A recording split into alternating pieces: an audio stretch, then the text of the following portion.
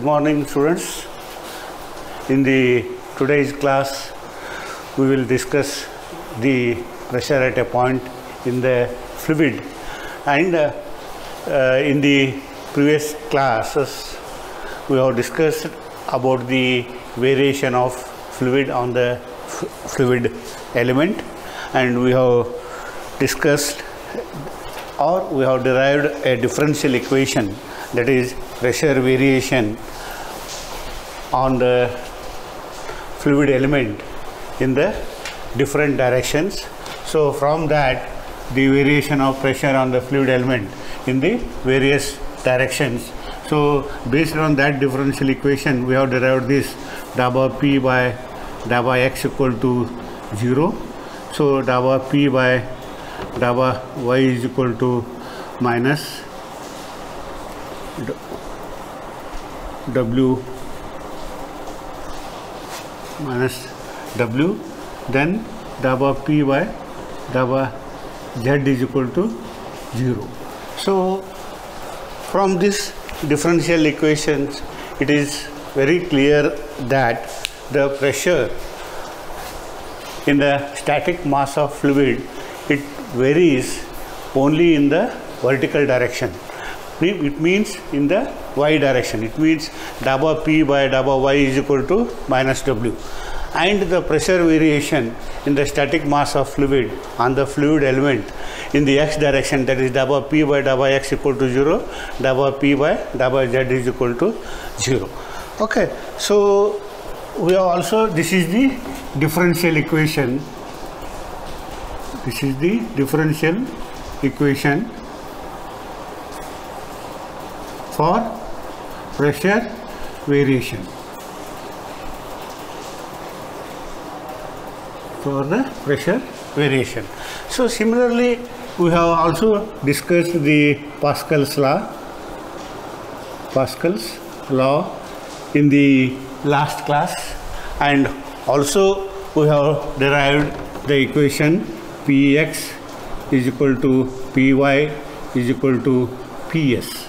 So for this, we have considered a triangular element. Okay, and we have considered the three planes. Let this is delta x, this is delta y, this is delta z, and the pressure intensity on this plane, that is A, B, C, D, this is Px, and the total pressure force acting on this plane A, B, C, D is this surface area, that is delta y and delta z, So on this plane, whose normal is in the n direction, let it be Ps. Okay, and this pressure intensity makes an angle alpha. Resolving this in the horizontal and vertical direction, Ps sin alpha, and this is Ps cos alpha. This is the pressure intensity multiplied by this surface area, that is delta z and delta s. This length is delta s. Okay, is delta s. Similarly, this is delta z and delta s. Okay, so in the vertical direction, it is Py. Okay, that is the plane. On the plane, which plane? This plane, D. Okay, D, C, C dash and D dash on this plane. This is the plane whose normal is in the y direction. So Py, dx, dz. So then the self weight of this element, it is acting at the CG point, that is half W delta x, delta y, delta z. With this, we are satisfying the equilibrium equations sigma fx equal to 0, sigma fy is equal to 0, and sigma Fs, that is in the normal direction. So satisfying these equations, we concluded that the pressure intensity or the pressure intensity in all these three planes equal to Px, Py and Pz. So we have derived this equation. So this equation is called Pascal's equation. Okay, so this is the differential equation to know the variation of pressure in the static mass of fluid, and this is the Pascal law. So this law states that the pressure intensity acting on the fluid element in all the directions remains same. Okay, so with this background now, today we will study the variation of pressure in the pressure at a point in the static mass of fluid. Okay, let us take a container. This is a container. Okay, this is filled with water or any fluid. This is filled with a water. Let us consider some reference point. This is called datum point. Datum point. This is the free surface. Free surface means the fluid surface. The fluid surface is open to the atmosphere. Okay, so the pressure at this point is atmospheric pressure. Atmospheric pressure. This you can call as PA. Atmospheric pressure, PA. Okay, now let us consider the height of this container is h, means the height of fluid in the container is h, and the z0 is the distance, vertical distance between the bottom of the container and the reference point. That is this is called a reference point or any datum point, reference point. So I am considering my analysis with reference to this surface, this reference point, or with respect to this datum. So here the fluid is exposed. So here the fluid is exposed to atmosphere. Fluid is, the top surface of the fluid is exposed to the atmosphere. Hence the pressure exerts on the fluid or on the fluid mass, the fluid particles which are on this surface or on the free surface, they are exerted the atmospheric pressure. Means the pressure acting on the fluid element which are lying on the free surface.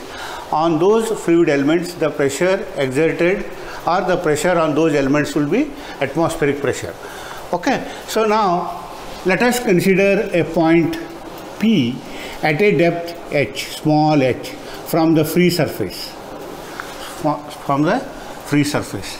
So as we have considered this height is h, this is z0. So total, that is capital Z, Z is equal to, means Z is what? This is the total height of the free surface from the datum. From the datum, this is my reference point or reference line. So this Z is equal to h plus z0.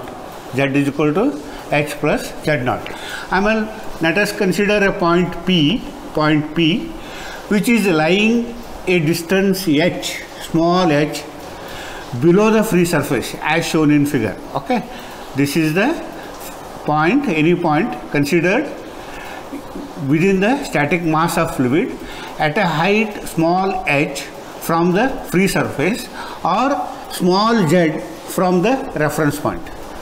So this height is equal to what? This total height is z minus h0, z0 minus this. So this gives you the z. Okay, this total height minus this total height is h plus z0, h plus z0 minus h. Okay, now from the differential equation dava p by dava y is equal to minus w, that is the differential equation what we have derived in the previous class. So now dabba p is equal to minus w dabba y. So integrating this equation, so that is integration of dabba p is equal to minus w, since w is constant, and this is dabba y, or p is equal to minus wy plus c. C is what? C is the integral constant. Integral constant. C is the integral constant. Now, let us consider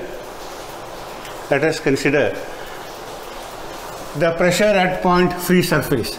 Pressure at point free surface means at this point means the point which is lying on the free surface. Pressure on that fluid element is absolute pressure or atmospheric pressure. So I am taking this as the P atmospheric pressure, or simply you can call as PA. So when the atmospheric pressure PA, then what is the total head? WH or WY. So Y means what? My reference point is this. So I am considered the point here.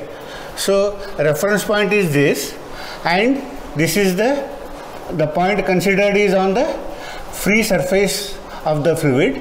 So the total height is H plus Z0. H plus Z0 minus plus C.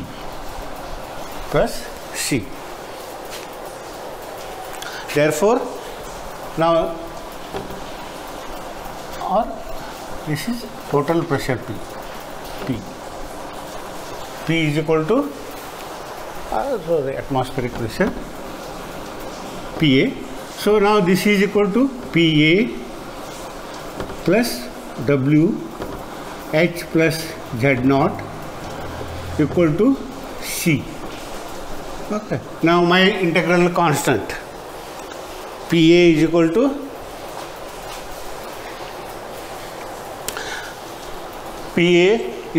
minus W H plus Z0 plus C. So taking this minus sign to the left hand side, so the integral constant C is equal to what? PA plus W H plus Z0. Okay, W H plus Z0. Now substituting the value of C in equation 1. Let this is your equation 1. Substituting the value of this is equation 2. Okay, substituting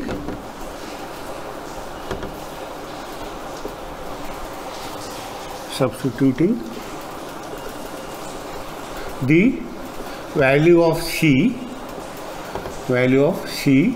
in equation 1. So that is C, you substitute here, P is equal to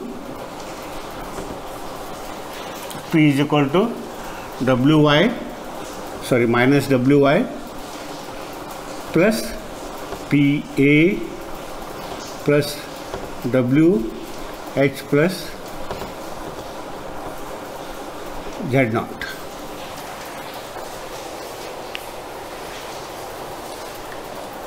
So since Y is equal to Z here, capital Z, so P is equal to, okay, my pressure at the datum or reference point is PZ plus PA plus WH plus Z0.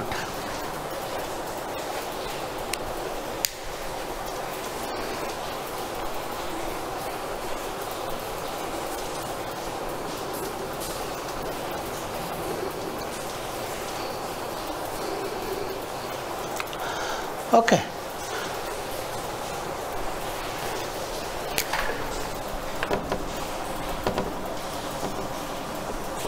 P Z. Now you call this as equation 3. Equation 3. Now from equation 3, so Z is equal to, you substitute small z is equal to h plus h naught minus h. Okay. Z is equal to h plus z naught minus h. Okay. Substitute this value in equation 3. So this will be P is equal to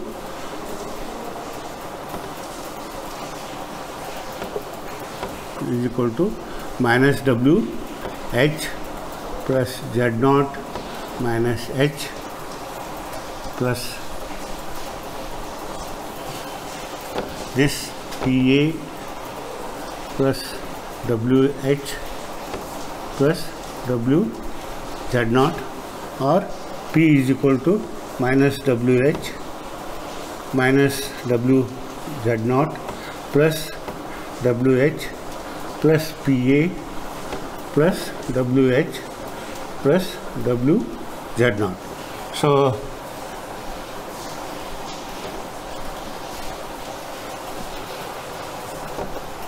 this WH cancels, WZ naught cancels. So P is equal to, we left with PA plus WH. Okay, so this equation, what it indicates, this is the pressure at any point in a static mass of fluid. P is equal to atmospheric pressure PA plus WH. Okay, since atmospheric pressure, that is the pressure due to air, so it will be for the analysis purpose, if it is gauge pressure, P is equal to WH. Okay, PA is the absolute pressure, or it is the atmospheric pressure. So P is equal to PA plus WH. So from this equation, the pressure at any point, it depends upon the vertical height. Okay, from again P is equal to WH, and P by W is equal to H. This is called pressure head. This is called pressure head.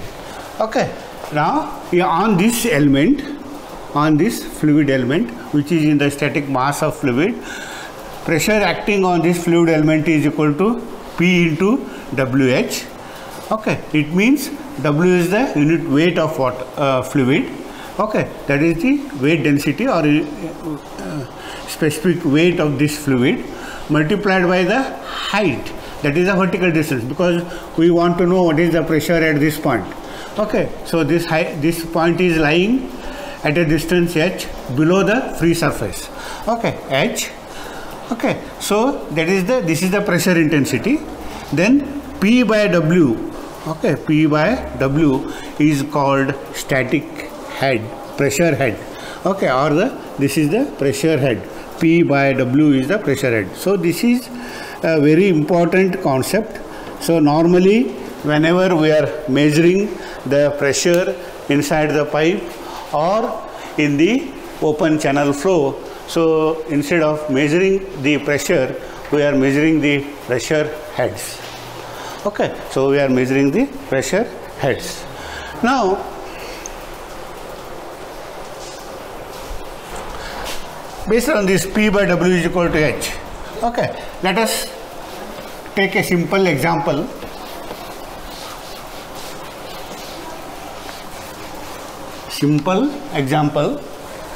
That is, this is a pipe. Okay, let us take a pipe. Okay, let us take a pipe. Okay, this is the center line of the pipe. Okay, let us consider the fluid is flowing in this pipe, or it is a static mass of fluid.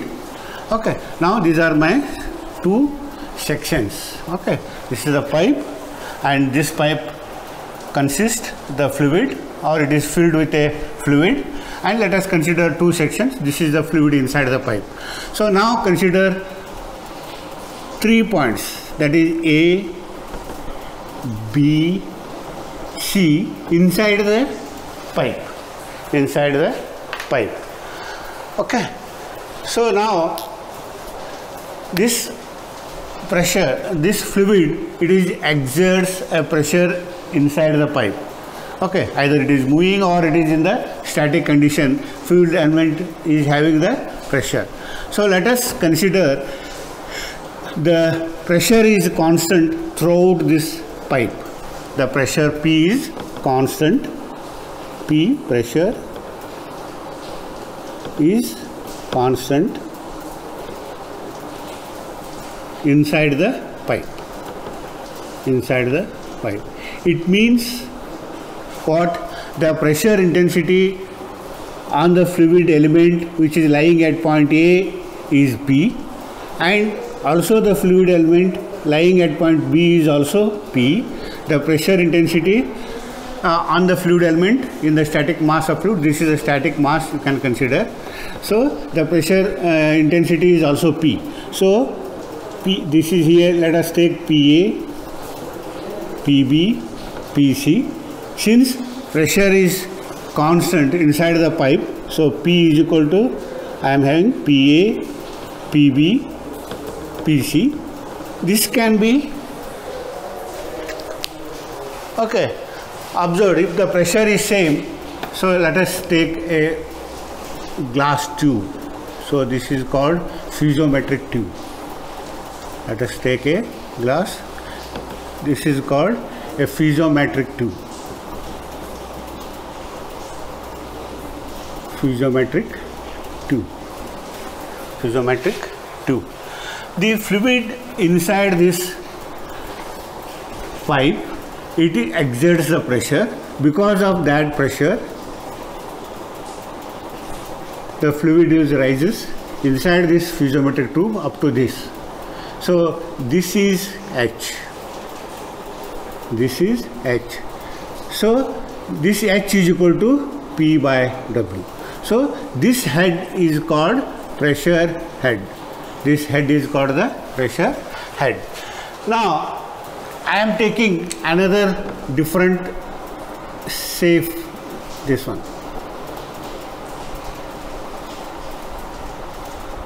This is the safe of the piezometric tube and installed at the point B.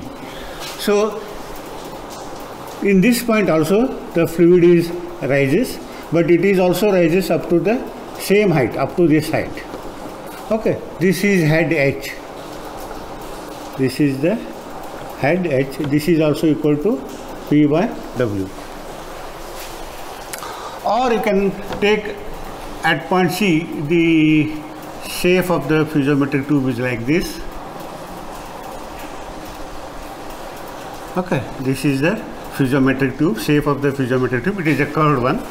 Then fluid inside this curved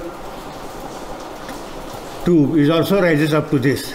Okay, it means that inside in all these three devices, the fluid is maintaining same height, that is H is equal to P by W. Why this? Even we'll have a small experiment on this. So you can take a pipe, fill it water at the different points. You install the piezometers of having the different shapes and observe the flow phenomena.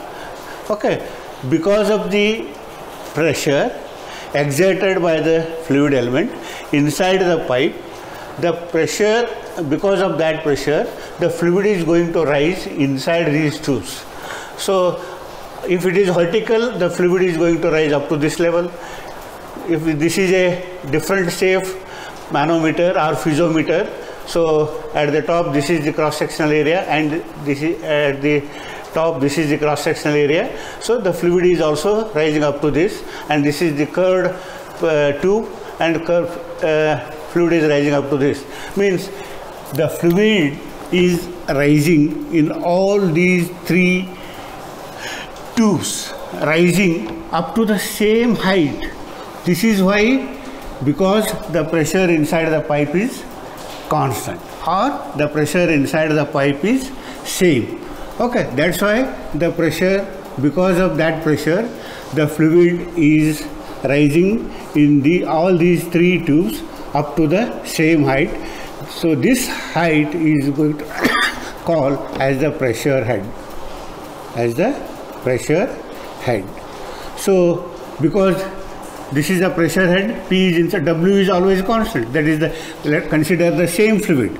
Okay, the fluid at point A, B, C it remains same. If the fluid remains same, then this W is constant. Okay, H varies only with respect to P. H varies with respect to P. Okay, so this H is equal to P by W. W is constant.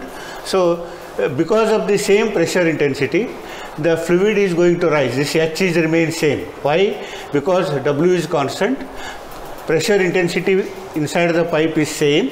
So H, this is HA, this is HB, and this is HC, and this H is equal to HA plus HB plus SC. Okay, so this is the very basic physical observation. So now, making the use of this physical observation, we concluded that if the pressure inside the pipe is same, irrespective of shape of the tubes, the pressure is going to rise to the same level in all these three pipes. This is because the pressure intensity, it depends upon the vertical height, because pressure varies only in the vertical direction. So we have considered the same fluid, hence and same pressure, so the H remains constant. So H is equal to HA plus HB plus HC. So this is the concept. Making this concept, we will use next class how to measure the pressure, either a closed conduit or in the open channels, making the use of different devices, that is the gauges. So mainly we are using the pressure gauges. So normally to measure the fluid pressure inside the pipe, we are using the manometers. We have the different type of manometers, a simple manometer, U-tube manometer, okay, then the inclined manometers.